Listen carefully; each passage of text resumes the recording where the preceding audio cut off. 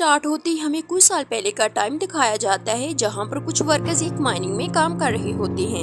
इन पर नजर रखने के लिए एक डॉक्टर भी वहां पर होता है, जिसे एक आदमी बताता है कि काम के दौरान वर्कर्स को यहां पर कुछ रेडिएशन यानी शोएं महसूस हुई और उन्हें लगा कि शायद यहां पर यूरेनियम और बहुत ज्यादा जहर मौजूद है। उन्होंने बड़ी बड़ी मशीनरीज मंगवा ली और काम शुरू कर दिया। देखते ही देखते काम के दौरान वो जमीन के अंदर घुसते चले गए, यानी एक आर में जाने लगती है। तो डॉक्टर अपनी टीम को लेकर इस केव के अंदर चला जाता है, यानी जमीन के नीचे। तो वहाँ पर उन्हें एक बहुत बड़े जानवर का स्केलेटन मिलता है, यानी कि ढांचा। सब लोग इस पर गौर करते हैं तो उन्हें पता चलता है कि कोई स्केलेटन नहीं बल्कि वाकई में एक बहुत बड़ी जानवर है जहाँ पर सो रहा था और रोशनी पड़ने पर यह जिंदा हो गया था। और फिर हमें दिखाया गया है कि वो जानवर केव से निकलकर समंदर की तरफ चला गया था। दूसरी तरफ जापान में हमें एक साइंटिस्ट दिखाया जाता है जो कि फोन पर किसी से बात कर रहा था कि जिस जगह से वो जानवर निकला था वहाँ से अर्थक्वेक होता हुआ आ रहा था। इस जगह पर एक प्लांट होता है। वो कहता है कि अगर ऐसे ही चलता रहा तो मुझे अपना प्लांट खत्म करना पड़ेगा। तभी इसकी वाइफ आती है और वो अपनी वाइफ और अपने बेटे फोर्ड को लेकर वहाँ से चला जाता है। अपनी वाइफ से कहता है कि जो अर्थक्वेक के झटके आ रहे हैं ये मुझे कोई अच्छी बात नहीं लग रही। तब तक मेरे प्लांट के पास मेरे कुछ टीम के साथ रहोगे। हमें वही साइंटिस्ट एक लैब में दिखाया जाता है जो कि पता लगा रहा होता है कि असल में ये अर्थक्वेक के झटके कहाँ से आ रहे हैं, लेकिन इनमें से किसी को कुछ भी पता नहीं चल रहा होता।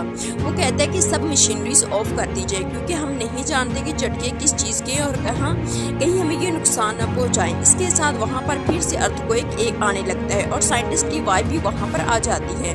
वो वहाँ से भागने लगती है। अचानक ब्लास्ट हो जाता है। ब्लास्ट होने की वजह से एक पॉइजनस गैस यानी जहरीली गैस की तरफ बढ़ने लगती है और साइंटिस्ट अपनी वाइफ को बचाने के लिए आगे बढ़ता है, लेकिन तब तक बहुत देर हो चुकी थी और गैस पूरी तरह से इसको अपने कैबिनेट में फैलने लगती थी। इसकी वाइफ से कहते हैं कि दरवाजा बंद कर दो, इससे पहले कि गैस यहाँ तक पहुँचे। और ना चाहते हुए भी साइंटिस्ट को वो दरवाजा बंद करना पड़ता है और इसके बाद वो काफी उदास हो जाता है क्योंकि इसकी वाइफ अंदर रह गई थी। वो इससे कहती है कि हमारे बेटे फोर्ड का ध्यान रखना और इसके साथ रेडिएशन की वजह से वो पूरा का पूरा प्लान तबाह हो जाता है। फोर्ड भी ये सब कुछ अपने स्कूल से देख रहा था। अब हमें 15 साल बाद का वक्त दिखाया जाता है और फौजी बन चुका था और कुछ मंथ की ट्रेनिंग के बाद वो अपने घर वापस आया था। अब वो मैरिड था।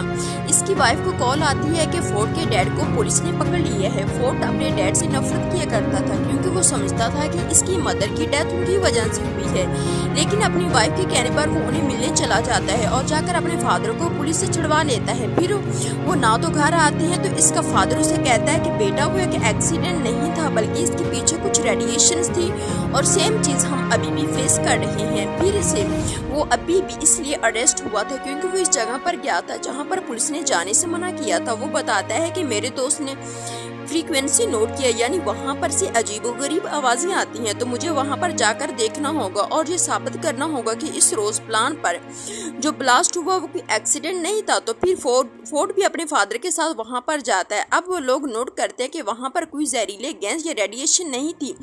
वहाँ पर पुलिस फिर से आ जाती है और उन दोनों को पकड़ कर ले जाती है और वहाँ पर वही डॉक्टर जो मूवी के स्टार्टिंग सीन में दिखाया गया था वो भी होता है। वो सब साइंटिस्ट पूछते हैं कि आखिर तुम बार बार इस जगह पर क्यों जाते हो। तो सब कुछ बताने लगता है कि जो वो करना चाहता था। डॉक्टर ये सुनकर बहुत हैरान होता है क्योंकि तन्हाई सारी इंफॉर्मेशन तो उसे भी नहीं बताई जाती। वो वहाँ पर एक बहुत बड़ी पत्थर जैसी चीज पर कुछ एक्सपेरिमेंट्स कर रहे थे। अचानक पत्थर हिलने लगता है तो वो लोग इस पर बिजली फेंकते हैं, यानी कि इलेक्ट्रिकल शॉक देते हैं। वो पत्थर टूट जाता है और इसके अंदर से एक बहुत बड़ा क्रिएचर बाहर आ जाता है और वो बहुत ही ज्यादा बड़ा था और लोगों पर पिछले जैसी कोई चीज फेंक रहा था। और फिर हमें दिखाया जाता है कि वो जानवर खुद को कैसे आजाद करवाकर प्लांट से बाहर आ जाता है और वहां से उठ जाता है। अगले दिन कैप्टन आते हैं और डॉक्टर को अपने साथ जाने का कहते हैं। डॉक्टर अपने साथ साइंटिस्ट और फोर्ड को भी लेता है, लेकिन इस वाकये में साइंटिस्ट काफी जख्मी हो चुका था। वहां पर जाकर इनका हेड उन्हें बताता है कि ये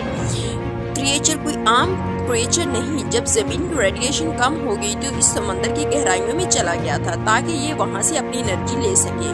वो बताते हैं कि हमारी कंपनी को भी उसे ढूंढने के लिए बनाया गया था, वो आज तक नहीं मिला और इसका नाम गॉडजिला था और ये वही जानवर था जिसे लोग अर्ज एक समझ रहे थे और वो चलता चलता यहाँ जापान के एक प्लांट में आ गया, क्योंकि उसे कोई ऐसी जगह चाहिए थी जहाँ से वो बहुत सारी एनर्जी एक साथ ले पाता है। इसके साथ हमें दिखाया जाता है कि साइंटिस्ट के वहाँ पर डेथ हो जाती है और वो सब लोग काफी परेशान हो जाते हैं कि आज तो ये मरे हैं, कल कोई और भी मर सकता है। अचानक वहाँ पर हेड को कॉल आती है कि एक समंदर से अजीबोगरीब रेडिएशन आ रही है और उन्हें पता चलता है कि वो क्रिएचर वहीं पर मौजूद है और वो वहाँ पर न्यूक्लियर बम खा रहा था क्योंकि उसे एनर्जी चाहिए थी। लेकिन इसके साथ साथ उन्हें वहाँ पर किसी और चीज के भी सिग्नल्स मिल रहे थे। वहाँ पर कुछ लोग भेजे गए थे जो देखते हैं कि समंदर से बहुत बड़ा जानवर बाहर आ रहा था। वो दरअसल वही खतरनाक क्रिएचर था जो कि अब शहर में आ चुका था और सब लोग उससे बहुत ज्यादा डर रहे थे। इसी के साथ हमें गॉडजिला दिखाया जाता है जो कि गुस्से से चिल्ला रहा था। अगले दिन टीवी न्यूज पर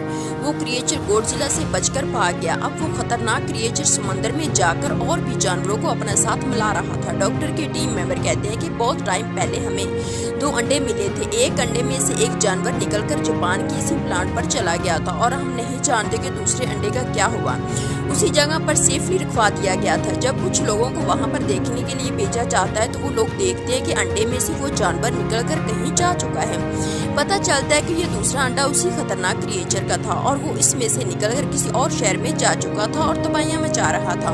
उन दोनों को पुलिस ढूंढने लगती है। फिर हमें दिखाया जाता है कि डॉक्टर टीवी पर दूसरे क्रिएचर्स की फुटेज देख रहे होते हैं। वहाँ पर वो नोट करते हैं कि इस क्रिएचर के ना तो पर हैं जैसे पहले क्रिएचर के थे। रिसर्च करने पर उन्हें पता चलता है कि ये फीमेल और पहला क्रिएचर मेल था। अब क्योंकि फोर्ड भी एक फौजी था तो उसे आर्मी के साथ हर जगह भेज दिया जाता था क्रिएचर को रोक सके। दूसरी तरफ हम कैप्टन बताया जाता है कि क्रिएचर बहुत तबाही कर रहे हैं।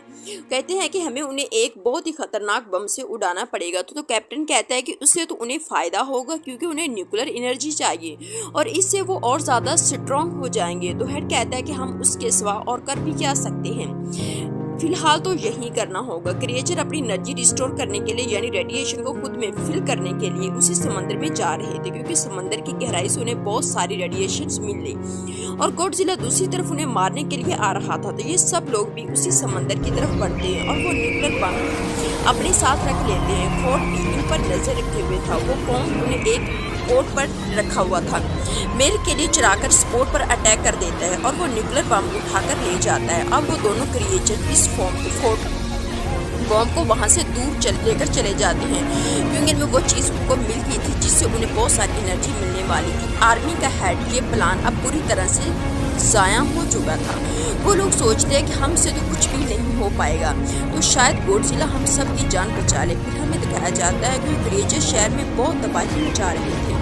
लकीली गॉडजिला भी वहाँ पर आ जाता है और आर्मी भी वहीं पर थी। फिर हमें दिखाया जाता है कि गॉडजिला इस क्रिएचर के सामने आ जाता है और ये लोग लड़ने लगते हैं। ये बहुत ही बड़े थे और लड़ते लड़ते बहुत सी चीजें डिस्ट्रॉय कर रहे थे तो सब लोग पीछे हट जाते हैं।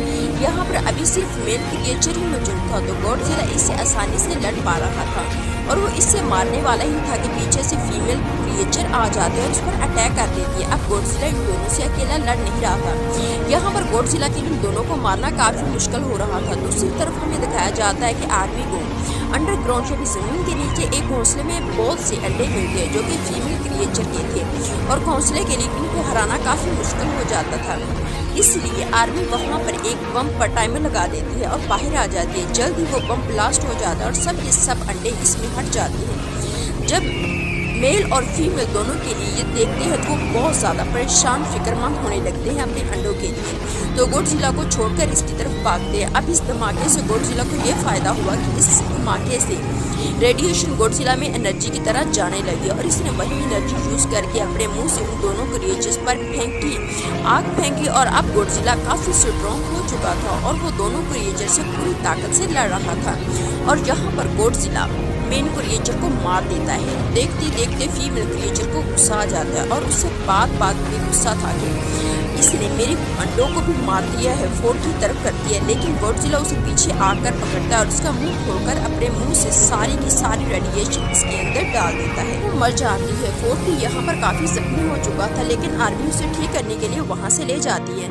अगले दिन हमें गॉडजिला दिखाया जाता है। लोग समझते रहे थे कि शायद वो मर चुका है लेकिन वो थक चुका था और अपनी आंखें बंद करके लेटा हुआ था। अचानक वो उठता और वापस समंदर में जाने के लिए चलने लगता है। वो इनफैक्ट यहाँ पर किसी को कोई नुकसान नहीं बचाने आया था। इसकी दुश्मनी तो बस इन खतरनाक क्रिएचर से थी और अब जैसा कि इस दिन इनको मार दिया गया था तो वो वापस समंदर में चला जाता है। अब दिखाया जाता है कि फोर्ड भी अपनी बीवी और बेटे के पास चला गया था और सब कुछ यहाँ पर ठीक हो जाता है। इसके साथ मूवी भी अपने एंड को पहुँचती है। Thanks for watching.